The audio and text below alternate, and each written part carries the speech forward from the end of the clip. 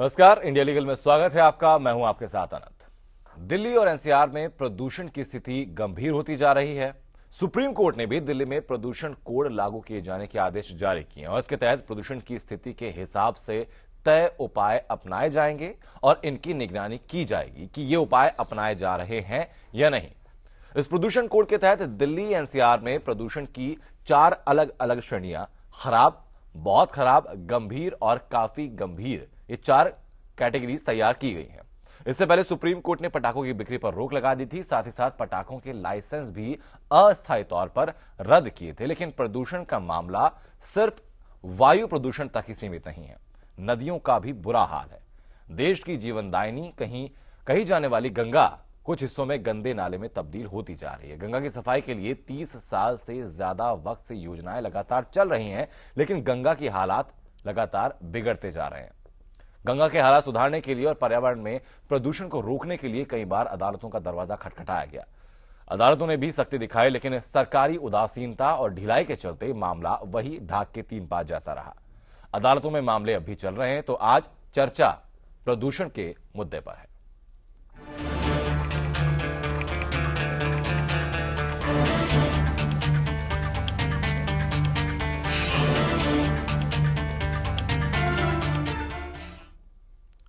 दिल्ली और एनसीआर में पटाखों का शोर थम गया है। सुप्रीम कोर्ट ने पटाखों की बिक्री और इस्तेमाल पर पूरी तरह रोक लगा दी है।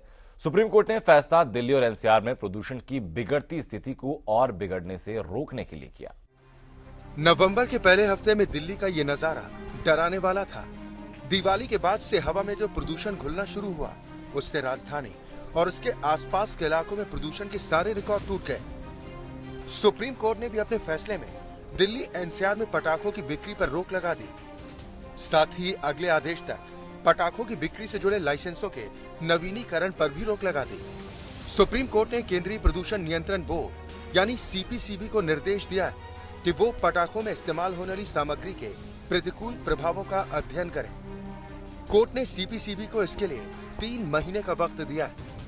मामले की सुनवाई के दौरान कोर्ट ने कहा कि जिस तरह ड्रिंक करने वालों को बस बहाना चाहिए, सुख हो या दुख, उन्हें तो बस ड्रिंक करने का मौका चाहिए। ठीक उसी तरह पटाखों को लेकर भी लोग यही करते हैं। सुप्रीम कोर्ट ने पटाखों के खिलाफ 3 बच्चों की याचिका पर यह फैसला सुनाया। इस याचिका में मांग की गई थी कि दशहरा और दिवाली जैसे त्योहारों पर पटाखों की बिक्री पर रोक लगाई जाए। साथ ही दिल्ली में त्योहारों के वक्त पटाखों की वजह से कई बीमारियां भी हो रही हैं। इसके अलावा राजधानी के आसपास करीब 500 टन फसलों के अवशेष जलाए जाते हैं। इनकी वजह से फेफड़े संबंधी बीमारियां बढ़ रही हैं। ऐसे में सुप्रीम कोर्ट कोई ठोस दिशा निर्देश जारी करे और प्रदूषण पर रोक लगाए। हकीकत यह है कि राजधानी दिल्ली में प्रदूषण खतरनाक स्तर तक पहुंच गया है। राजधानी दिल्ली पिछले 17 साल में धुंध की सबसे बुरी स्थिति से गुजर रही है। 1 नवंबर को रात 12 बजे से 2 नवंबर की सुबह 6 बजे तक प्रदूषक तत्व पीएम 2.5 का स्तर 548 माइक्रोग्राम प्रति घन मीटर दर्ज किया गया, जो मानक से 9 गुना अधिक है। 2 नवंबर को सुबह 6 बजे से दोपहर 12 बजे तक पीएम 2.5 का स्तर मानक से 11.6 गुना अधिक 696.25 माइक्रोग्राम प्रति घन मीटर रहा, जो दीपावली वाले दिन से 62% से भी ज्यादा अधिक है। प्रदूषण बढ़ने की तमाम वजहें, इनमें वनों की कटाई, बढ़ते उद्योग धंधे और गाड़ियों की बढ़ती संख्या। अमूमन 1 वाहन गैलन पेट्रोल के इस्तेमाल से करीब 5 गुना 20 लाख घन फुट वायु प्रदूषित होती है। दिल्ली में करीब 70 लाख वाहन हैं और हर दिन करीब 15 लाख वाहन सड़क पर होते हैं। सुप्रीम कोर्ट और राष्ट्रीय हरित न्यायाधिकरण प्रदूषण पर रोक के लिए लगातार सरकारों और तमाम संस्थानों पर दबाव बना रहे हैं, लेकिन नतीजा कुछ खास नहीं निकल पा रहा। Bureau report, APN. और इस बेहद गंभीर मुद्दे पर चर्चा के लिए हमारे साथ स्टूडियो में मौजूद हैं पर्यावरण को लेकर मुहिम चलाने वाले मशहूर एडवोकेट MC मेहता साहब, और साथ ही साथ हमारे साथ इंडिया लीगल के मैनेजिंग एडिटर रमेश मेनन साहब भी हैं हमारे साथ, और उसके साथ ही साथ हमारे साथ सुप्रीम कोर्ट के पूर्व जज जस्टिस JM पंचाल और साथ ही साथ सुप्रीम कोर्ट के वरिष्ठ अधिवक्ता विजय हंसारिया भी। ये दोनों लोग कुछ ही वक्त में हमारे साथ जुड़ेंगे। मेहता साहब, शुरुआत में आपसे करूंगा कि आपने एक मुहिम चलाई है, मतलब एक तरह से जंग छेड़ी है इस चीज के खिलाफ, और झंडा लेकर साथ में आपने जो पिटीशन इसमें दाखिल की है, जो अपनी एप्लीकेशन जो दी है, उसमें क्या क्या पॉइंट्स आपने रखे हैं? नहीं, ये पिटीशन जो है वो 1985 में हुई थी जी। और उस समय तो दिल्ली की प्रदूषण बहुत कम थी और इसी आशा से किया था कि ये जो पूरे भारत में जो है वो इस तरह से जो समस्याएं हो रही हैं इनको रोका जाए। लेकिन सुप्रीम कोर्ट ने तो बहुत से महत्वपूर्ण जो है वो इसमें फैसले भी दिए और फिर उसके बाद जो है वो जैसे लेडिड पेट्रोल था पहले, उसको अनलेडिड किया, उसके बाद CNG यहाँ पे दिल्ली में इंट्रोड्यूस की और कई तरह के, और फिर इतना ही नहीं बल्कि लेड फ्री पेट्रोल जो जितने भी जो बड़े शहर थे इंडिया में, जैसे मुंबई था और बाकी जो मेट्रोज थे उनको भी कहा कि वो भी कम करें। तो ये सारी चीज़ें जो सुप्रीम कोर्ट ने तो की, लेकिन जो सबसे बड़ी बात यह है कि उसके बाद जब अब गाड़ियां ही आप ज़्यादा जो है वो लोगों को देना शुरू करोगे, अब कोई भी व्यक्ति जो है वो आप लोन जो है बैंक में जाता है वो 20,000 या 25,000 रुपया देगा और उसको गाड़ी मिल जाएगी। तो ये जो प्रथा है ये तो सरकार ने की हुई है या बैंकों ने की हुई है। तो इनमें तो अगर इस तरह इनके ऊपर होना चाहिए था कि दिल्ली की जो सड़कें हैं वो उनके ऊपर जो कैरिंग कैपेसिटी है वो कितनी है, और फिर क्या उस कैरिंग कैपेसिटी अगर अभी उस वक्त 85 में तो बहुत कम अच्छी सड़कें बढ़िया थी और कैरिंग कैपेसिटी ठीक थी, लेकिन अब तो जगह नहीं है, पार्किंग की जगह नहीं है। जब तक आपके पास पार्किंग की जगह ना हो, जब तक आपके जो है वो एक अगर 5 लाख गाड़ी शहर में चाहिए तो 5 लाख ही रहनी चाहिए। उसके लिए जो है वो अगर वो जहाँ कहीं भी वो जाते हैं तो उनको पार्किंग होनी चाहिए। तो अब पूरी दिल्ली ऐसे लगता है जैसे रात को पूरा ही पार्किंग प्लेस बन जाता है। ठीक है, लेकिन सर ये एप्लीकेशन जो चल रही है, इस मामले जो सुनवाई चल रही है, तो क्या ये पॉसिबल है कि जो नंबर ऑफ व्हीकल्स है उसको जुडिशरी के इनिशिएटिव के बाद हम लोग लोअर डाउन कर पाए? नहीं, देखिए ये सारी चीजें तो सरकार ने करनी है। अब जुडिशरी ने तो रास्ता दिखाया है, कोर्ट ने रास्ता दिखाया और हर समय दिखाया। 85, 86 के बाद 90s में बताया, उसके बाद कितना हुआ और उसके बाद तो यहाँ पे कितनी जो बसें जो है वो सारी जो यहाँ पे बदली वो भी सारी की सारी हुई। तो कहने का ये है कि सुप्रीम कोर्ट ने तो रास्ता दिखाया, लेकिन उसके बाद जो दिल्ली सरकार जो थी या जो बाकी की जो सरकारें हैं वो सारी की सारी अगर सोई रहें और उसके ऊपर जो है वो कुछ ना, अब जैसे 15 साल की एक तरह की 15 साल सब जो गाड़ियां जो है वो हट जाएंगी, तो क्यों नहीं हटी आज तक? चाहे वो बसेस हैं, ट्रक्स हैं, कोई दूसरी चीजें हैं, तो अभी जो है वो कहते हैं कि हम हटा रहे हैं, फिर वो उनकी कौन देखेगा कि इसकी जो है वो सुपरवाइज कौन करेगा कि इतनी हटी है कि नहीं। डी रजिस्टर अगर हुई है तो डी रजिस्ट्रेशन प्रैक्टिस में होनी चाहिए, प्रैक्टिकल रूप से होनी चाहिए, ये नहीं कि वो रोज करें। सरकार की तरफ से इनिशिएटिव की कमी रही है और इसलिए स्थिति रही नहीं, इनिशिएटिव रहा ही नहीं उनकी तरफ से, उनको धक्का लगाया गया हर समय कोर्ट के ऑर्डर्स के द्वारा। कोर्ट ने कहा जब उनको तब किया उन्होंने। ठीक है सर, इस वक्त विजय हंसारी हमारे साथ जुड़ चुके हैं, सुप्रीम कोर्ट के वरिष्ठ एडवोकेट। हंसारी जी, पटाखों पर रोक के सुप्रीम कोर्ट के फैसले पर आपकी राय क्या है? कैसे पर्यावरण को साफ करने में मदद मिलेगी? देखिए, सुप्रीम कोर्ट का फैसला एनवायरनमेंट को डेफिनेटली फायदा पहुंचाएगा। फायर क्रैकर्स काफी एनवायरनमेंट को नुकसान करते हैं जी, लेकिन ये जो फैसला आया सिर्फ NCR से रिलेटेड हुआ है। मेरे हिसाब से NCR हिंदुस्तान नहीं है। हिंदुस्तान कन्याकुमारी से कश्मीर तक, जम्मू और गुजरात से लेकर नागालैंड तक है, तो ये फैसला पूरे हिंदुस्तान में लागू होना चाहिए। लेकिन एक बात ये नहीं चाहिए, कंप्लीट बैन करना। एक फायर वर्क की परंपरा रही है हिंदुस्तान में, बहुत सारे ओकेजन्स में फायर वर्क होते हैं, तो इस पर कुछ लिमिट लगा देनी चाहिए कि इस लेवल तक आप कर सकते हैं, इतने बजे से कर सकते हैं, जैसा कि फैसला पहले से है। कंप्लीट बैन करना मेरे हिसाब से बहुत ठीक है। सर, मैं वापस लौटूंगा आपके पास। इस वक्त हमारे साथ सुप्रीम कोर्ट के पूर्व जज JM पंचाल फोन लाइन पर मौजूद हैं। जस्टिस पंचाल, कि क्या वजह है कि प्रदूषण मुक्त वातावरण के लिए जागरूकता और पहल के लिए अदालतों की मदद लेनी पड़ती है और सरकारें कुछ नहीं करती? Parliament has already enacted into bracket Prevention and Control of Pollution Act 1981. तो government must implement those provisions very strictly. जी, all those provisions are probably they are being ignored. हाँ, in order to prevent air pollution, you see, steps should be taken under the SAID Act and the rules framed thereunder. All detailed provisions have been made.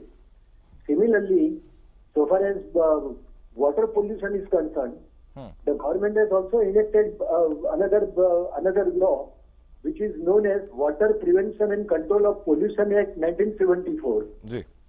But hardly those provisions are being implemented. In fact, you see, the government is not able to provide water. What to talk about potable water?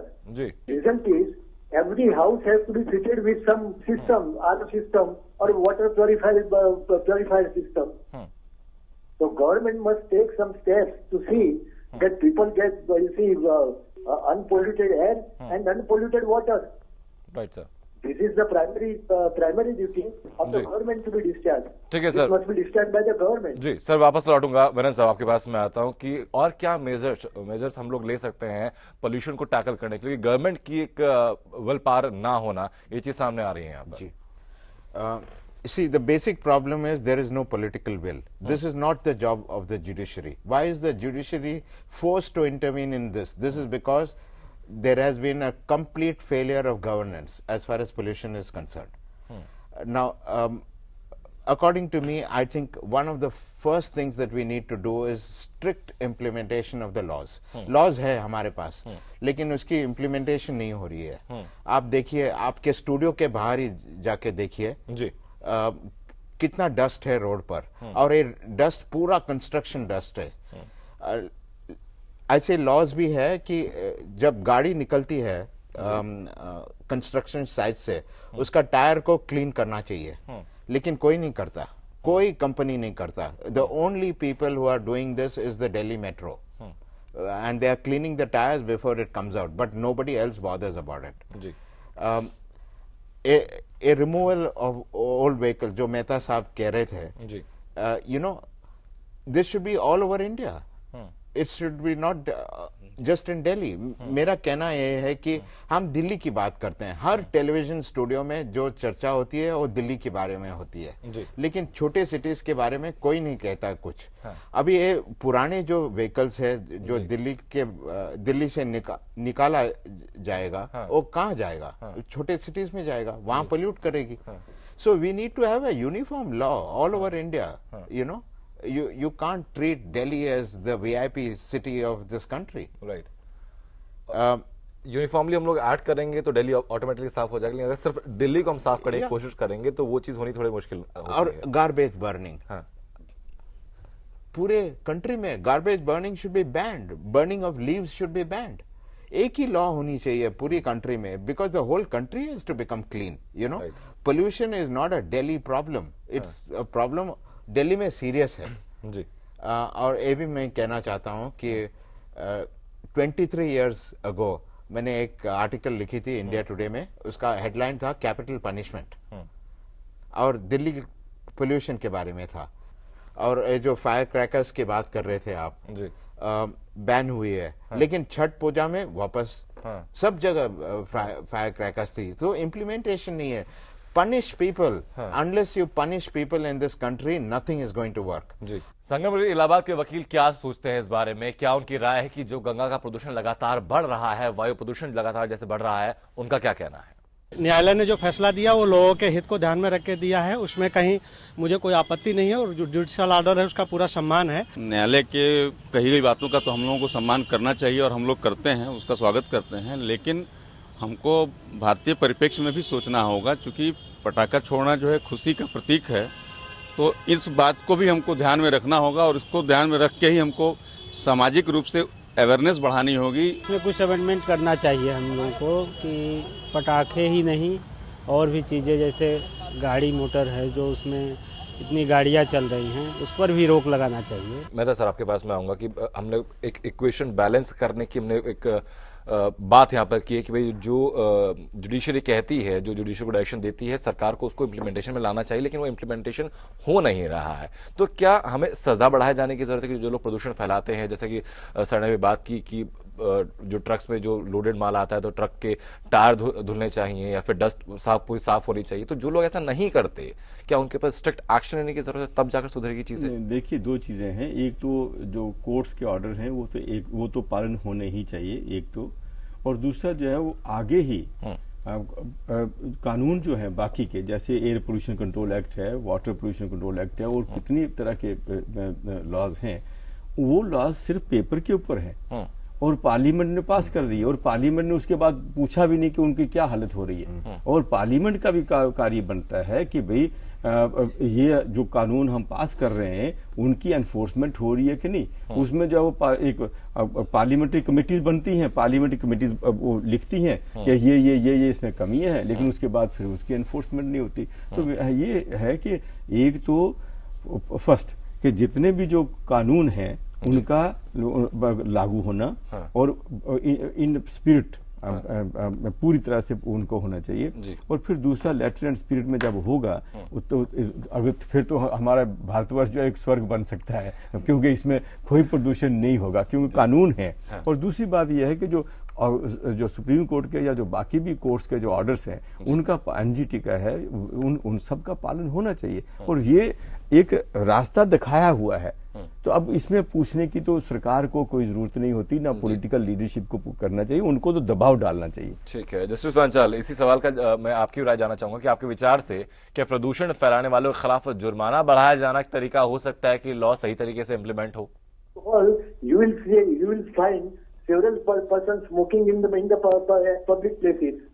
Hardly any one of them is caught nor prosecuted. Because there may be possibility of police personnel or something like that. We don't know. But hardly we find that any person who is smoking in public places is arrested or prosecuted in a court of law. Nothing of the sort. ठीक है sir, मैं आपके पास लौटूंगा। Ansari sir, आपके पास मैं आता हूं कि दिवाली के बाद जो स्मॉग जो फैला हुआ था, तो 17 साल का रिकॉर्ड टूटा था। 17 साल के बाद ऐसी चीजें सामने आई थी, तो क्या, और बहुत हद तक जो दिवाली पर पटाखे जो जलाए थे लोगों ने, उनका वो एक बड़ा कारण थे। लेकिन दिवाली पर रोक लगी, छठ पूजा सामने आई, उसके बाद फिर पटाखे छूटने शुरू हो गए। तो एक डर की कमी लोगों के अंदर रहती है, क्योंकि ये एक ह्यूमन टेंडेंसी हम लोग देखते हैं कि जब तक कोई चीज फोर्सेबली कराई ना जाए, लोग करते नहीं है सही तरीके की चीजों को। तो बंद कर देने का इसका रास्ता क्या हो सकता है? बिल्कुल, फाइन इंक्रीज होना चाहिए, प्यूनिटिव होना चाहिए, आपकी पर्स पर इफेक्ट होना चाहिए। ये नहीं कि 200 रुपए दिए, भाई चलो जो स्मोक कर लिया, पुलिस आई पकड़ लिया, 200 रुपए दे दिया। हाँ, जब 2000 या 5000 रुपए देने पड़ेंगे तो अगली बार वो सोचेगा कि नहीं भाई मैंने तो नहीं। जैसे भी गाड़ी के लिए भी आप लेन क्रॉस कर लेते हैं या स्टॉप लाइन में नहीं रुकते हैं, तो 200-400 रुपए फाइन से कुछ नहीं फर्क पड़ता आज की डेट में। ये लिमिट बनाई गई थी 20 साल पहले, जब 200 रुपए की बहुत वैल्यू हुआ करती थी। आज 200 रुपए कुछ भी नहीं होते हैं, इसीलिए फाइन डेफिनेटली इंक्रीज होना चाहिए। नरेंद्र सर, आपके पास में आता हूं। फाइन इंक्रीज करने की बात यहाँ पर की है, जुडिशली बहुत इंपॉर्टेंट रोल प्ले करने की कोशिश कर रही है, जुडिशल लगातार इस बारे में इनिशिएटिव ले रही है। लेकिन न्यायपालिका इस मुद्दे पर सरकार और लोगों को एक प्लेटफॉर्म पर लेकर आ पाए, क्या ये पॉसिबिलिटी बनती है? कोई इक्वेशन बैलेंसिंग की आपको कुछ पॉसिबिलिटी दिखती है? जैसा मैंने पहला कहा था, पॉलिटिकल विल होनी चाहिए, एजुकेशन होनी चाहिए और पनिशमेंट होनी चाहिए जी। जब तक ये नहीं होगा तो कोई इम्प्लीमेंटेशन नहीं होगी। ये तो 10 साल के बाद भी हम मिलेंगे और यही चर्चा होगी इसी स्टूडियो में। वैसे जैसा आपने कहा था कि 23 साल पहले जो आर्टिकल था, चीजें वही होंगी और कि उससे और विभत्स चीजें हो चुकी हैं। लेकिन सर, हम लोग जैसा कि चर्चा में पहला जिक्र भी हुआ कि हम लोग दिल्ली के बारे में बात करते हैं, दिल्ली से बाहर के हम लोग के बारे में बात नहीं करते हैं। तो क्या एक लोगों के अंदर अवेयरनेस की कमी है कि हम बाहर की बातें करते नहीं, या फिर दिल्ली को एक सेंटर मानकर यहीं की बात हम लोग सिर्फ करते रह जाते हैं? नहीं, ऐसा है। देखिए, जहाँ तक हमें जो बाकी की स्टेट गवर्नमेंट्स हैं उनका कार्य बनता है कि हर स्टेट में अपने अपना जो कानून है और उनका सब कुछ, जैसे महाराष्ट्र में है तो महाराष्ट्र में भी तो एयर पोल्यूशन कंट्रोल एक्ट है, वाटर एक्ट भी है, बाकी के कानून भी लागू हैं। इसी तरह से सब स्टेट्स में है, ऐसा यूनियन टेरिटरीज में है। तो ये उनका कार्य बनता है। उनका ये नहीं कि वो देखें कि भाई दिल्ली में क्या हो रहा तो हम करेंगे, वो इससे पहल कर सकते हैं। दिल्ली से भी बहुत अच्छा कार्य वो कर सकते हैं। और जहाँ कहीं इस तरह के होता है वो वहां पर जो उसकी सराहना की जाएगी, तो एक मॉडल बन सकता है वो। ऐसा नहीं है कि ये तो आपस में इनको कम्पीट करना चाहिए, ये तो प्रदूषण कंट्रोल करना के कंपटीशन होना चाहिए, ना कि प्रदूषण कौन बढ़ाता है उसकी होना चाहिए। मुंबई के वकीलों की राय भी आपको सुनवाते हैं कि बढ़ते हुए प्रदूषण को लेकर उनकी सोच क्या है, क्या बेहतर हालात हो सकते हैं। नियंत्रण का केवल एक रास्ता वही नहीं होता, और भी तमाम रास्ते हैं, सब पे नियंत्रण लगने चाहिए।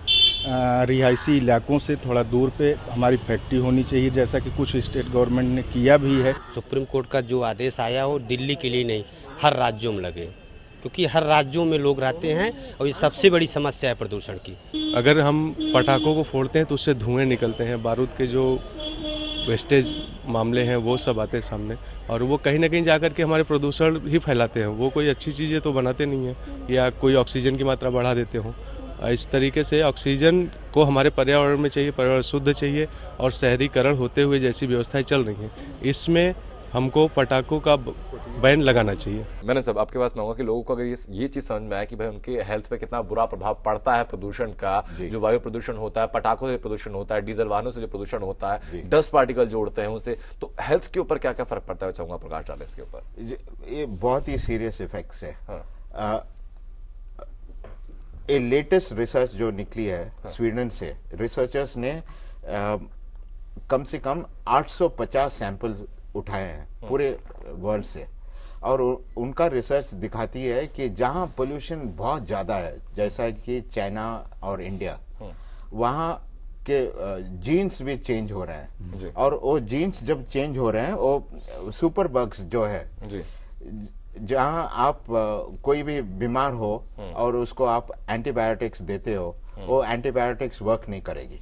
Antibiotics will be ineffective when super bugs comes in and people will die. तो बहुत ही सीरियस है। अभी आप देखिए, मोस्ट अफेक्टेड चिल्ड्रन है, बच्चे, और उनका जो ब्रेन का डेवलपमेंट है वो बहुत ही सीरियसली अफेक्ट हो जाएगी। तो पूरे जनरेशनल चेंजेस होने वाले हैं। And pollution is a issue which cannot be left to politicians alone. People have to take charge in smaller cities and talk about it is our right to have clean air. हमारा human right है कि हमें साफ पानी मिले और प्रदूषण निकाल दिया जाए। ठीक है, मेहता साहब आपके पास आऊंगा मैं कि जब स्मॉग की जो सिचुएशन ये रही थी पूरी दिल्ली में, बिल्कुल एक सफेद धुआं लगातार फैला हुआ था, उस टाइम पे ये भी कहा गया था कि पड़ोस के जो राज्य हैं वहां पे फसलों को जलाया जाता है। मतलब हरियाणा की बात कीजिए, पंजाब की बात कीजिए, और उत्तर प्रदेश के जो इलाके हैं वहाँ फसलों को जलाया जाता है। तो क्या उसका कोई ऑल्टरनेट हो सकता है? क्योंकि बात सच है कि मतलब हर साल तकरीबन हर सीजन में तकरीबन 500 टन अवशेष जलाए जाते हैं, जिससे बहुत ज्यादा पोल्यूशन होता है। तो उसका कोई ऑल्टरनेट तलाश सकते हैं? पहले नहीं होता था। हाँ। ये जब से मशीन का युग आया तब से होना शुरू हुआ। जब हाथ से कटती थी तो वही चीज जो है, वही धान हो गया, मक्की होगी, या जो गेहूं होती थी, उनकी जो हर चीज उसका इस्तेमाल होता था। और वो, लेकिन ये जब मशीन का है, जो क्रशर्स हैं, वो सारे के सारा जब आते हैं उसमें जो वो काट के, और फिर किसान कहता है कि मैं अब इसको इकट्ठा कैसे करूं। तो वो जो चीज जो है, हमें इसको वापस लाने की कोशिश करनी चाहिए। अगर वो ऐसा नहीं हो सकता, मशीन से हाथ में नहीं आ सकते, किसान मानते हैं, लेकिन इतना तो होना चाहिए कि जो बनता है, जो जैसे जितनी भूसी है, जितना भी जो निकलता है, जो वेस्ट निकलता है, वो सारे को इकट्ठा करके एक जगह में उसका डंप किया जाए, और या दूसरे जो है वो उसको जैसे फ्यूल के तौर पर भी काम किया जा सकता है। उसको और कई चीजें हैं, उसकी चटाइयां बन सकती हैं, उसकी दुनिया भर की बहुत सी चीजें बन सकती हैं। ये इसका रॉ मटेरियल जो होगा वो उसको कई चीजों में लगाया जा सकता है। लेकिन वो चीजें जो है वो तो फिर सरकार को करनी चाहिए। वो तो लोग जो है वो आने को तैयार हो जाएंगे आगे, अगर उनको कुछ इंसेंटिव मिलता है, उनको कुछ मालूम होता है कि हाँ, हमें जो पैसा जो इससे रिकवर होना शुरू हो जाएगा, तो उनका डुअल बेनिफिट्स भी हो सकते हैं कि जो स्मॉल स्केल इंडस्ट्री डेवलप करने की आप लोग बात करते हैं, तो उसमें उसको यूज किया जा सकता है। अनएम्प्लॉयमेंट की जो प्रॉब्लम से हम लोग जूझ रहे हैं, वहां पे भी लोगों को उसमें लगाया जा सकता है। पोल्यूशन आपको ऑटोमेटिकली कम हो जाएगा। और एक साल पहले जो पहले एनवायरमेंट मिनिस्टर थे प्रकाश जावड़ेकर, उन्होंने 37 स्पेसिफिक स्टेप्स निकाले थे to tackle pollution, asking states to ban stubble and waste burning. लेकिन एक साल हुआ, लेकिन कुछ नहीं हुआ। सब पॉलिसीज हमारे पास आती जाती हैं, हम लोग जुडिशरी तरफ से गाइडलाइंस में सुनते हैं लेकिन इंप्लीमेंटेशन उसका नहीं देख पाते हैं। अंसारी जी, आपके पास मैं आता हूं, केंद्रीय प्रदूषण नियंत्रण बोर्ड की मौजूदा हालात में क्या भूमिका है और प्रदूषण मुक्त वातावरण के लिए इसे और क्या कदम उठाने चाहिए? सीपीसीबी को काफ़ी पावर्स है अंडर द पोल्यूशन लॉज कि कोई भी इंडस्ट्री, एयर पोल्यूशन है, वाटर पोल्यूशन है, नॉइज पोल्यूशन है, फैलाती है तो वो इंडस्ट्रीज़ को बंद कर देती है। हाँ, उनकी इम्प्लीमेंटेशन में लेक्सिटी आ जाती है। बहुत इंडस्ट्रीज़ है, जैसे मैंने अभी कहा कि इंडस्ट्रीज़ को सिर्फ बंद कर देना ही एक, और सिर्फ एनवायरनमेंट के बारे में ही सोचना सही नहीं है। एक कंपैरेटिवली असेसमेंट होना चाहिए कि इंडस्ट्रीज़ भी चलनी चाहिए लेकिन एनवायरनमेंट भी ख़राब नहीं होना चाहिए। तो सीपीसीबी काम करती है अपना, जैसे मैंने कहा कि कोर्ट ऑर्डर पास करती है तो मीडिया फोकस में ज़्यादा आ जाती है, अदरवाइज भी सीपीसीबी काम कर रही है अपना। जो इंडस्ट्रीज पोल्यूशन करती है उनको बंद करती है, उनके खिलाफ एक्शन लेती है, उनके खिलाफ फाइन लगाती है, लेकिन यहाँ ये मीडिया में नहीं आता तो लोगों तक ये बातें नहीं पहुँचती। ठीक है सर, उसके बारे में बात हम लोग करेंगे। मेहता साहब, क्या क्या कंसर्न है जो एनजीटी की तरफ से अपनी सुनवाई के दौरान अब तक उठाए गए थे, मेजर उसमें चीज़ें क्या है?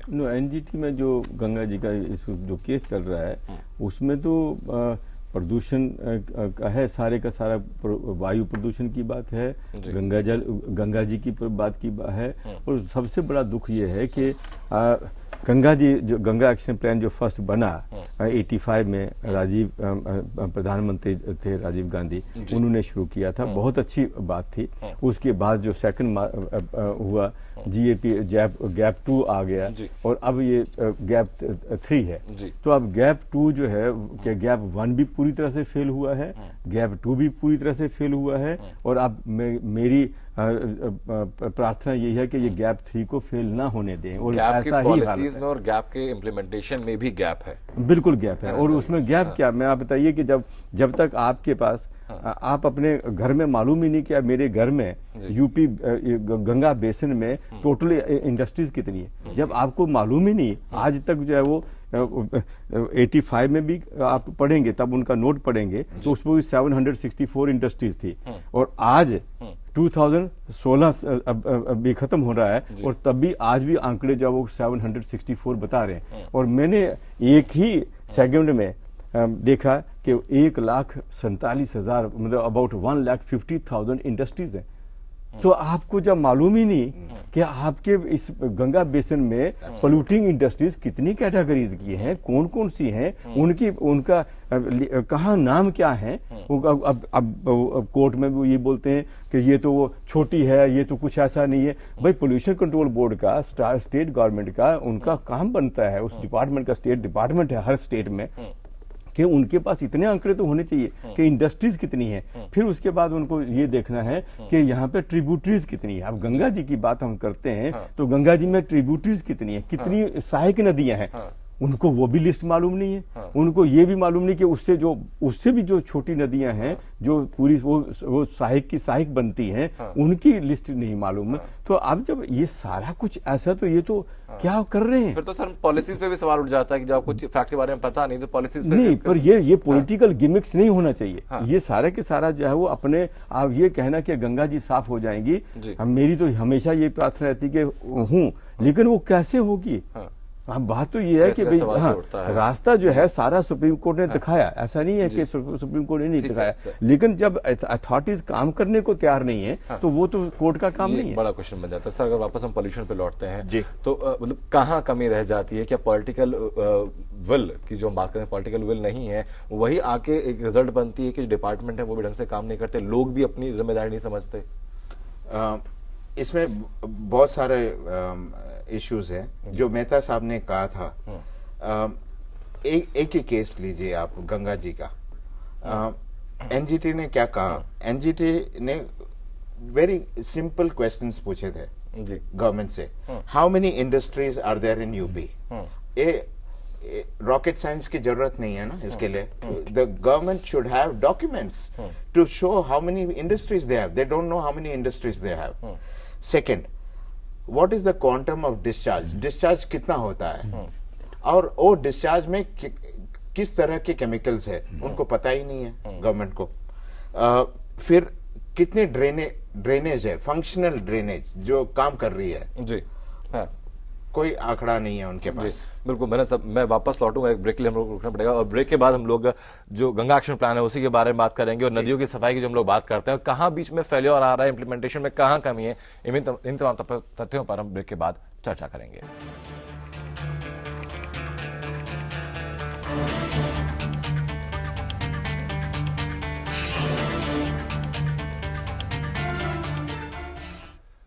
ब्रेक के बाद स्वागत है आपका। गंगा की सफाई की मुहिम शुरू हुए करीब 30 साल हो गए हैं, लेकिन हजारों करोड़ रुपए बहाने के बाद गंगा और ज्यादा मैली होती जा रही है। सुप्रीम कोर्ट लंबे समय से और राष्ट्रीय हरित न्यायाधिकरण यानी एनजीटी अपनी स्थापना के बाद से गंगा की सफाई से जुड़े तमाम मुद्दों पर महज लगातार करा रहा है, लेकिन नतीजा जीरो है। और सरकारी उदासीनता के चलते गंगा की सफाई का मुद्दा अब एक भंवर सा बन गया है। एक रिपोर्ट आप देखिए, चर्चा पर वापस लौटते हैं। गंगा आए कहाँ से, गंगा जाए कहाँ रे, लहराए पानी में जैसे धूप छाओ रे। यूं तो ये गाना गंगा की विशालता के बारे में है, लेकिन गंगा की मौजूदा हालत पर भी सही बैठता है, क्योंकि गंगा का मैलापन तो इसके उद्गम के कुछ 100 किलोमीटर के बाद ही शुरू हो जाता है, और समुद्र तक पहुंचते पहुंचते ये गंगा गंदगी में गुम सी हो जाती है। 30 साल पहले गंगा की सफाई के लिए शुरू हुए सरकारी अभियान के नाम कई बार बदले, लेकिन गंगा की हालत नहीं बदली। सरकारी योजनाओं में लापरवाही के चलते सफाई के साथ साथ मुकदमेबाजी भी बढ़ गई। 2 महीने से राष्ट्रीय हरित न्यायाधिकरण यानी एनजीटी में गंगा में प्रदूषण के मुद्दे पर सुनवाई चल रही है। एमसी मेहता बनाम भारत संघ के मामले में न्यायाधिकरण ने कई सवाल पूछे, लेकिन सरकारी एजेंसियों के पास इन सवालों के कोई जवाब नहीं है। इसी के चलते एनजीटी ने केंद्रीय प्रदूषण नियंत्रण बोर्ड, उत्तर प्रदेश प्रदूषण नियंत्रण बोर्ड, वन और पर्यावरण मंत्रालय और उत्तर प्रदेश सरकार को कई बार फटकार लगाई है। अब न्यायाधिकरण ने इन एजेंसियों से कुछ सवालों के जवाब मांगे हैं। मसलन, उत्तर प्रदेश में गंगा के किनारे कितने उद्योग हैं? सीवर का कितना गंदा पानी और औद्योगिक कचरा गंगा में गिरता है? गंदे पानी के नाले कहाँ गिरते हैं? पानी को साफ करने के बारे में जीरो लिक्विड डिस्चार्ज की नीति सब जगह है या नहीं? साथ ही एनजीटी ने बिना मंजूरी गंगा के किनारे हर तरह के निर्माण कार्य पर रोक लगा दी है। साथ ही न्यायाधिकरण ने उत्तर प्रदेश में गंगा की सफाई पर एक भी पैसा खर्च करने पर रोक लगाई है। न्यायाधिकरण ने संबंधित अधिकारियों को चेतावनी दी है कि अगर वे बिना तैयारी के आए तो वो उन्हें जेल भेजने से भी नहीं हिचकेगा। मोदी सरकार ने इसी साल जुलाई में गंगा की सफाई से जुड़ी नमामि गंगे योजना की शुरुआत की। पिछले 3 दशक के दौरान गंगा एक्शन प्लान के 2 चरणों में नदी को साफ करने के लिए 20,000 करोड़ रुपए से अधिक की राशि आवंटित की जा चुकी है, लेकिन अब तक नदी को साफ बनाने के लिए 2 चरणों में केवल 967 करोड़ रुपए ही खर्च किए गए हैं।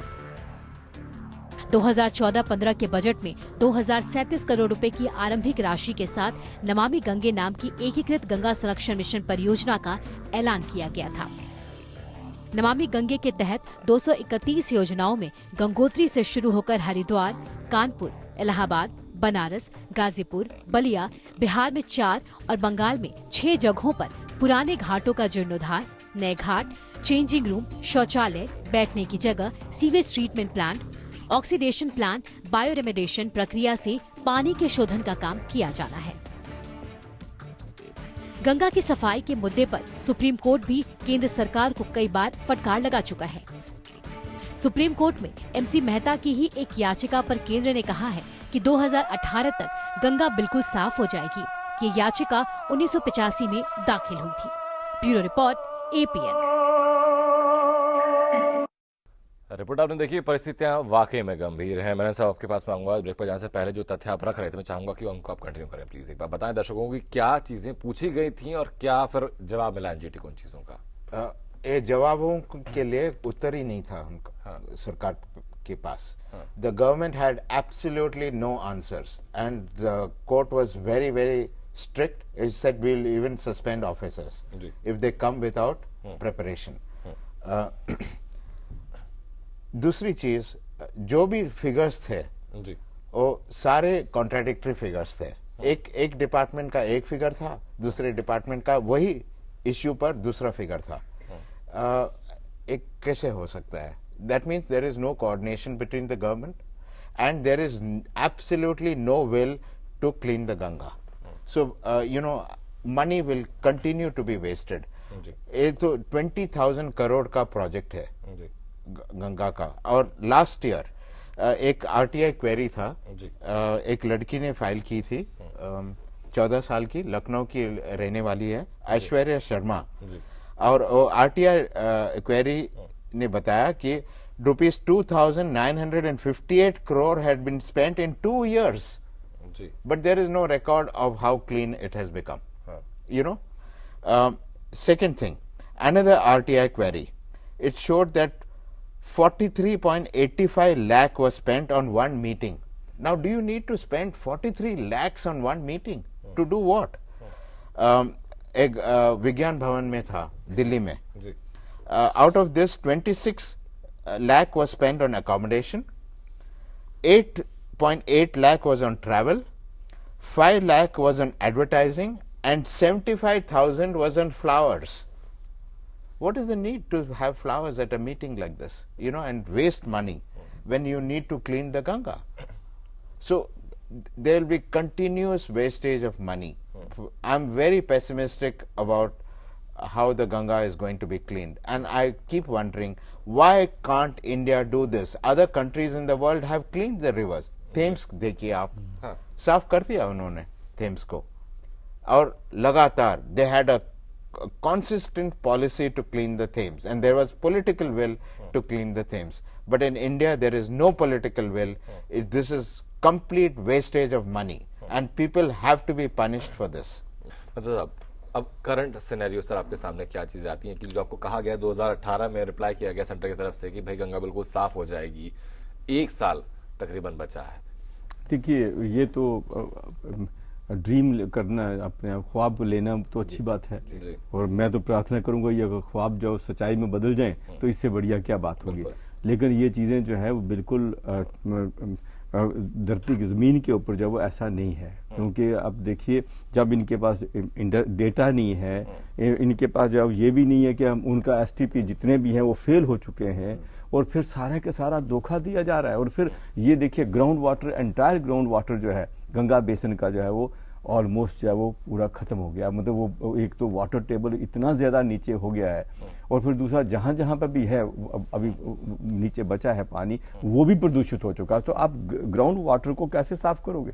और फिर ऊपर का जो जल है उसको नहीं आप साफ कर सकते, जो नदी में बह रहा है, जब नालों में बह रहा है उसको नहीं कर पा रहे, तो नीचे का भी आपने बर्बाद कर दिया है। और फिर उसके साथ साथ जो कार्सिनोजेनिक जितनी भी चीज़ें हैं, जितनी भी केमिकल प्लांट हैं, जितने भी इंसेक्टिसाइड्स हैं, पेस्टिसाइड्स हैं, वो सारे का सारा सब इसी ही जल में जा रहा है, ट्रिब्यूटरीज में जा रहा है उसका। तो इस वक्त जो है वो लाखों नहीं करोड़ों लोग जो हैं सिर्फ बीमारियों के शिकार हो चुके हैं, कई तरह की भयानक बीमारियां जो है वो उसमें जो शिकार हो चुके हैं। उनको आप देखिए वो कहाँ जाएंगे? उनके लिए हॉस्पिटल सरकार बनाएगी, भारत सरकार और राज्य सरकारें कहाँ हैं? वो गरीब जो लोग जो हैं, जो किसान भी जो वही फसल ले रहा है, आप और मैं भी वो जो है जब आटा और चावल जो कोई चीज आती है वो वहीं से ग्रो होके आती है, तो वो भी तो कंटेमिनेटेड है, उसमें भी पेस्टिसाइड्स भरे हुए, उसमें भी केमिकल्स हैं, उसमें भी पदार्थ हैं। मिल्क जो है वो भी जो है वो प्रदूषित हो चुका है। तो अब क्या जब दूध में भी प्रदूषित अब हो गया है, आप क्या करने क्या जा रहे हो? मतलब किस तरह का भारत हमारे सामने जो है वो नजर आ रहा है। तो ये तो बहुत दुख की बात है। जनरेशन को क्या भारत नहीं कैसा पानी और कैसी हवा देखे जा रहे हैं, इस पे भी हमें सोचना होगा। जी अंसारी जी, आपके पास में आता हूँ। गंगा की सफाई के मामले में अदालत की कार्रवाई के बारे में आपकी क्या राय है? क्या आप इससे संतुष्ट हैं?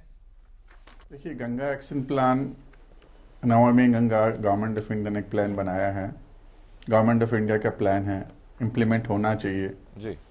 इम्प्लीमेंट कर भी रही है सरकार, लेकिन कोर्ट का एफर्ट है कि भाई ये इम्प्लीमेंटेशन प्रॉपर नहीं हो रहा है, इसीलिए कोर्ट के इंटरफेरेंस यदि फास्टर हो जाता है ये इम्प्लीमेंटेशन जी अच्छी बात है। लेकिन इस स्टेप में जाके बहुत सारी इंडस्ट्रीज को बंद कर देना, ओवरनाइट बंद कर देना, बहुत जस्टिफाइड नहीं भी हो सकता है।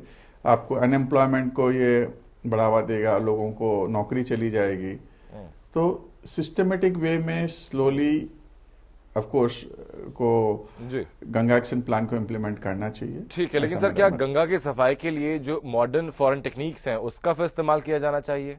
देखिए, टेक्नोलॉजी जो है हमारे देश में जो हालात है उसके हिसाब से चलना चाहिए। आप सिर्फ टेक्नोलॉजी ले आए, उसको इम्प्लीमेंटेशन में दिक्कत हो, वो बात नहीं होती। जो टेक्नोलॉजी इंडियन है या विदेशी है, जो हमारे लिए यूजफुल हो सके, हमारे पर्स को भी यूज कर सके। ऐसा नहीं कि हम जो काम यहाँ लेबर हमारे इंटेंसिव होना चाहिए, क्योंकि जो हमारे लोग को फ़ायदा भी मिले, उनको एम्प्लॉयमेंट भी मिले। जो यहाँ 200 रुपये में हो सके फॉरेन टेक्नोलॉजी, आप वो चीज़ 2000 रुपये में लाएं, तो वो जस्टिफाइड मैं नहीं समझता हूँ। ठीक है मेहता साहब, जो फॉरेन टेक्निक्स से हम लोग बात कर रहे थे, तो क्या टेक्निक्स ज़्यादा कारगर हो सकती हैं? वो टेक्निक्स तो फेल हो चुकी हैं। अब देखिए, मैं आपको एक उदाहरण देता हूँ। एक नीदरलैंड की कंपनी थी कोई, उन्होंने जो है वो वहाँ पे कानपुर में लगाया। देखिए, मौसम जो है नीदरलैंड में कुछ और है और दिल्ली का, वहाँ कानपुर का या भारतवर्ष का कुछ और है। और वहाँ पे जब यहाँ पे गर्म है, इतनी तपते 50 डिग्री सेंटीग्रेड जाता है, तो वो उन्होंने वही टेक्नोलॉजी अपनी लाई, खूब पैसा उन्होंने बनाया होगा और फिर वो सारा कुछ बंद। जहाँ जहाँ पे भी इस तरह की जो टेक्नोलॉजी जो बाहर की आई है वो कामयाब नहीं हुई। तो हमें जो है वो यहाँ की ही इंडिजिनस टेक्नोलॉजी को ही अडॉप्ट करना पड़ेगा।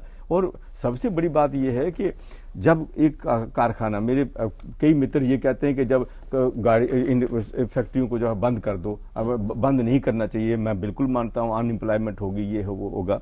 लेकिन सबसे बड़ी दुख की बात यह है कि जब इंडस्ट्री लगती है, उस इंडस्ट्री को सारी टेक्नोलॉजी का पता है कि मैं इसको मैन्युफैक्चर करने के लिए जा रहा हूँ, ये चीज़ होते। क्या उसको ये मालूम नहीं कि पोल्यूशन कंट्रोल भी करने की टेक्नोलॉजी उसको नहीं मालूम?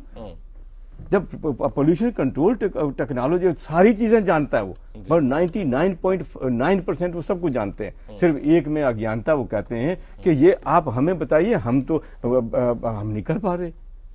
और डे 1 से जब से इंडस्ट्री लगती है, पोल्यूशन कंट्रोल लॉज हैं, और ये लॉज जो है आज नहीं बने, 74 में वाटर एक्ट जो था, वाटर पोल्यूशन कंट्रोल एक्ट 1974 में बना, एयर एक्ट 1981 में बना।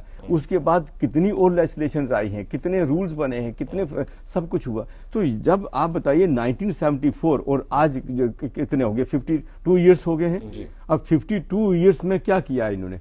इंडस्ट्रीज ने जो आप इंडस्ट्री को कब तक पैम्पर करते रहेंगे? और ये नेक्सस जो है तभी टूट सकता है, पॉलिटिकल लीडरशिप एग्जीक्यूटिव का और इनका इंडस्ट्रीज का। उनको जो है वो ये सारा कुछ उनको बढ़ावा देने के लिए किया जा रहा है।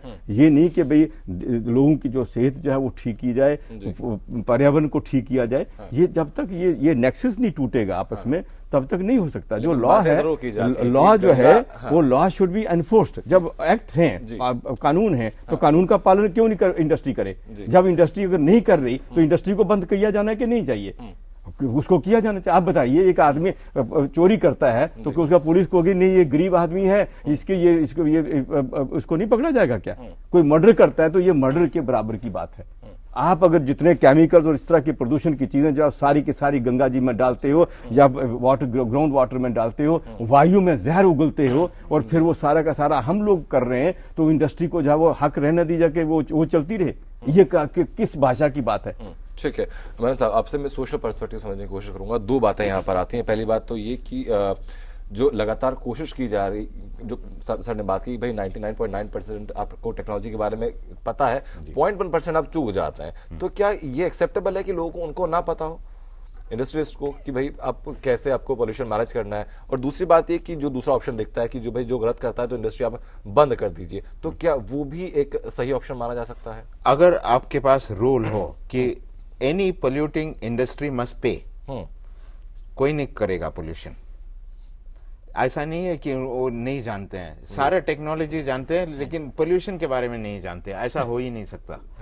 People are violating laws because they know that they will not be punished and they can bribe their way through. Yes. Right? The moment they know that we cannot bribe our way through, we'll have to heavily pay penalties for polluting. कोई नहीं pollute करेगा, pollution बंद हो जाएगी। दूसरी चीज, जो industry है उनको ये भी समझाना चाहिए कि if you are not polluting, you can help increase your profits. तो जरूर करेंगे। You have to educate them that way, that ultimately you will start making money because you are not polluting, because you will save money on other penalties that you will have to pay, and managing the pollution, you know, which will be more disastrous. क्योंकि जो मेहता साहब कह रहे थे कि हम रहते नहीं है गंगा के पास, दूर है, लेकिन we are also affected because we are eating the same vegetables, we are eating the same food grain, or we are drinking the same water. The water table is being damaged. और जो carcinogenic chemicals है, you know, this is going to lead to a huge rise in cancer. We are not prepared for this medical emergency. आप देखिए आज कितने लोगों को आप जानते हैं जो कैंसर के मरीज हैं, बहुत सारे, और ये बढ़ते रहेगा, क्योंकि because we are not able to control the spread of carcinogens in the atmosphere. और इनफैक्ट जो छोटे बच्चे होते हैं 3 साल 4 साल के बच्चे, तो उनको भी उनके सर मास्क पहन के जाते हैं। एब्सोल्युटली। अंसारी जी, आपके पास मैं आता हूं। प्रदूषण से जुड़े मुद्दों पर सरकार या आम जनता एनजीटी या सुप्रीम कोर्ट के निर्देशों की प्रतीक्षा क्यों करती है? क्या सरकार को पहले कदम नहीं उठाने चाहिए इस मामले में? देखिए, Ganga action plan, Namami Ganga, government of India ने एक प्लान बनाया है, गवर्नमेंट ऑफ इंडिया का प्लान है, इम्प्लीमेंट होना चाहिए जी, इम्प्लीमेंट कर भी रही है सरकार। हाँ। लेकिन कोर्ट का एफर्ट है कि भाई ये इम्प्लीमेंटेशन प्रॉपर नहीं हो रहा है जी, इसीलिए कोर्ट के इंटरफेरेंस यदि फास्टर हो जाता है ये इम्प्लीमेंटेशन अच्छी बात है, लेकिन इस स्टेप में जाके बहुत सारी इंडस्ट्रीज को बंद कर देना, ओवरनाइट बंद कर देना, बहुत जस्टिफाइड नहीं भी हो सकता है। आपको अनएम्प्लॉयमेंट को ये बढ़ावा देगा, लोगों को अनएम्प्लॉयमेंट एक मेजर मुद्दा सर वहां पे बन सकता है। मैंने आपके पास सिस्टमेटिक वे में स्लोली। हाँ ठीक है सर, वापस मैं लौटूंगा। सर 52 साल से, जो जैसे आपने बताया 1974 में लॉ बन चुका था एयर पोल्यूशन के लिए, 1981 में वाटर पोल्यूशन के लिए, 30 साल से लगातार हम नमामि गंगे प्रोजेक्ट को लगातार गंगा की सफाई की कोशिश कर रहे हैं, लेकिन रिजल्ट बैड से वर्स्ट में कन्वर्ट होता जा रहा है। तो अब और कितना वेट हम लोग करना पड़ेगा? क्या जब कई जगहों पर हम गंदे नाले के तौर पर के हालात हो चुके हैं गंगा की, जब पूरी गंगा वैसी हो जाएगी कि तब जाकर जागेंगे? जी, क्या यमुना में भी हो रही है, गंगा में भी हो रही है। हाँ। एक स्ट्रेच आप साफ करते हो, ठीक है, वो साफ हो गया पानी, उसको ट्रीट किया आपने, लेकिन उसके पहले जो पानी आ रहा है वहां गंदे नाले हैं, तो you are pouring more and more sewage into the river. How will the river be clean? The river will never be clean because you have to stop drainage. Sewage should not flow into the river. ये भी सोचिए आप, जो भी civilization है पूरी दुनिया में, they have flourished along the banks of the rivers. Right. Okay. हमें समझना चाहिए कि क्या importance होती है एक river की, लेकिन हम भूल गए हैं उसके बारे में. And all kinds of industries have come, all kinds of illegal construction has come on the side of the rivers. Right? Now we need to stop all that, or we need to clean up the system. We need to have effluent systems जो पानी को साफ करे, recycle करे, लेकिन वो नहीं हो रहा है. और बहुत सारे, मैंने खुद देखा है उत्तर प्रदेश में, बहुत सारे एफ्लुएंट जो प्लांट्स है वो काम नहीं कर रही है क्योंकि इलेक्ट्रिसिटी नहीं है जी. You know, small things. If you have electricity, you don't have diesel generators. Diesel generators इतने सारे, अभी आप आगरा में देखिए कितने सारे डीजल जनरेटर्स चल रहे हैं. क्यों? क्योंकि वहां पावर नहीं है. आप पावर दे दो, डीजल जनरेटर्स बंद हो जाएंगे और इतना पोल्यूशन कम हो जाएगी. So it's also a matter of policy. You know, it is, you have to do many things together, otherwise कभी नहीं साफ होगा. बड़े पर्सपेक्टिव में कोऑर्डिनेशन की कमी भी है. एब्सोल्युटली, साथ में काम करना है सबको. ठीक है सर. जस्टिस पांचाल, आपके पास में आता हूं. न्यायपालिका किस तरह सरकार और लोगों को इस मुद्दे पर एक साथ ला सकती है? प्लास्टिक की बैग्स आती है, उसमें टोटल बैन आ जाना चाहिए. People should not be permitted to इसी throw bag with full of flowers etcetera in the rivers and other water bodies. In order to see that you see the water is not polluted, all such steps should be taken. But we find that you see several such things are floating in the river or in any water body. Further, you see ये जो कचरे के ढक लगे हुए होते हैं तो वो कभी क्लियर टाइम से नहीं होते। बिल्कुल। With the result you see not only जो air pollution takes place, it also affects the health of several all citizen. जी जी, ठीक बात है सर। हंसारी जी, आपके पास मैं आऊंगा कि एक फंडामेंटल राइट हमारा होता है कि हर व्यक्ति को साफ स्वच्छ वातावरण में रहने का अधिकार है। अगर उस चीज से लोग वाकिफ हो जाएं, लोगों को ये चीज का एहसास दिलाया जाए कि भाई आपका हक है स्वस्थ वातावरण में रहना, तो क्या बेहतर स्थिति में हम लोग आ पाएंगे? या फिर हम लोग क्या ऐसी चीजें कर सकते हैं कि लोगों की ज्यादा से ज्यादा इस बारे में भागीदारी हो कि भाई हमें स्वस्थ वातावरण बनाना है? पब्लिक अवेयरनेस बहुत जरूरी है साहब। कोई भी चीज के लिए जब तक पब्लिक अवेयरनेस नहीं होगी, स्कूलों में बच्चों को कीजिए, कुछ लोग जो गंदगी फैला रहे हैं उनको थोड़ा ह्यूमिलिएट कीजिए, आप 2-4 लोगों को पनिशमेंट हो रहा है उसको हाईलाइट कीजिए। जब तक लोगों को पब्लिक अवेयरनेस प्लस प्यूनिटिव का एक्शन का डर, दोनों ही जब तक होगा तभी ये कुछ होगा। फिर सरकार या कोर्ट फैसले सुनाने से या सरकार कानून पास करने से नहीं होगा। जी ठीक है। मेहता साहब, जो हम बात कर रहे थे कि जैसे कि आपने अभी जिक्र किया था कि जो सिर्फ गंगा के किनारे रह रहे हैं, जो नदियों के किनारे रह रहे हैं, सिर्फ वही लोग अफेक्ट नहीं है, लार्जली बहुत सारे लोग अफेक्ट होते हैं। अगर हम नदियों की और खासकर गंगा की बायोडाइवर्सिटी की बात करते हैं सर, तो उसमें कितना और कैसा चेंज आया है? देखिए, बायोडाइवर्सिटी की जब बात करेंगे तो आप तो उसमें गंगा जी में जो जैसे हिल्सा है, इसी तरह से जो है वो डॉल्फिन्स हैं, वो और तरह की कितनी जो है वो अनेक प्रजातियां हैं जिनको बहुत ही खतरे में, क्या बहुत खत्म ही हो गई है, एक्सटेंशन के एक्सटिंक्ट हो गई हैं। अब उनके पास तो डेटा तो है ही नहीं, तो कागजों के ऊपर पेपर के ऊपर डेटा चलता है। तो अब ऐसे ये जो है वहां के ऊपर से, मैं गंगोत्री गोमुख से बात कर रहा हूँ, गोमुख से लेके नीचे तक, अब वहां पे गंगोत्री में तो वहां पे टूरिज्म इंडस्ट्री को इतना बढ़ावा दे दिया कि जहां पर के होने नहीं चाहिए था, वो सारा मल मूत्र जितना भी गंदगी है वो वहीं से सीधा शुरू होती है, गंगोत्री से।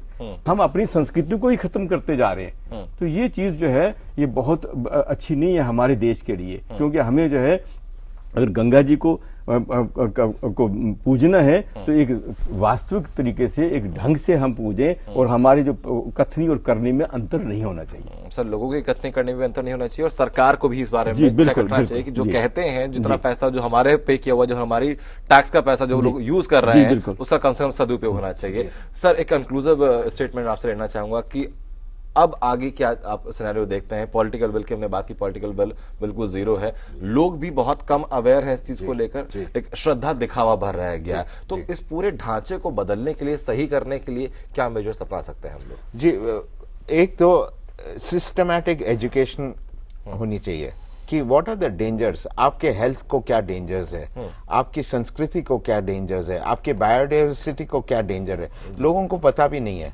वो तो ठीक है, मैं मानता हूँ, लेकिन हमें उनको एजुकेट करनी चाहिए। एंड हमारी जो बहुत सारे रिलीजियस कस्टम्स जो है उसको चेंज करनी चाहिए, क्योंकि times have changed. In olden days, rivers were huge rivers. Population was small. It did not matter. Now we have small gutter-like rivers and huge populations. We should stop throwing flowers inside. We should stop lighting diyas. बहुत सुंदर लगता है वैसा, आप देखिए वाराणसी में बहुत सुंदर लगता है गंगा में floating diyas. But it is so dangerous. It contains oil. That oil will spill into the river. You know, so many customs, throwing the remains of the dead into the river. All these customs have to change.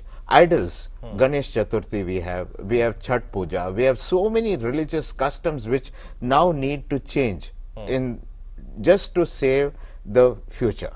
And every time I think the most important thing is we need to ask ourselves, what is the kind of world that you are leaving behind for your children? At least that will correct us. ये बात एक बहुत important चीज सामने आती है। फिलहाल चर्चा में शामिल होकर सर बहुत बहुत शुक्रिया आप लोगों का, एक बेहतर चर्चा और हम लोगों ने की, और उम्मीद करते हैं कि इसके बाद लोग जागरूक जरूर होंगे, क्योंकि इतिहास अपने आप को दोहराता है, और ये इतिहास रहा है कि अगर कोई दुनिया में कोई बेहतर सिविलाइजेशन अगर पनपी है तो नदी के किनारे ही पनपी है।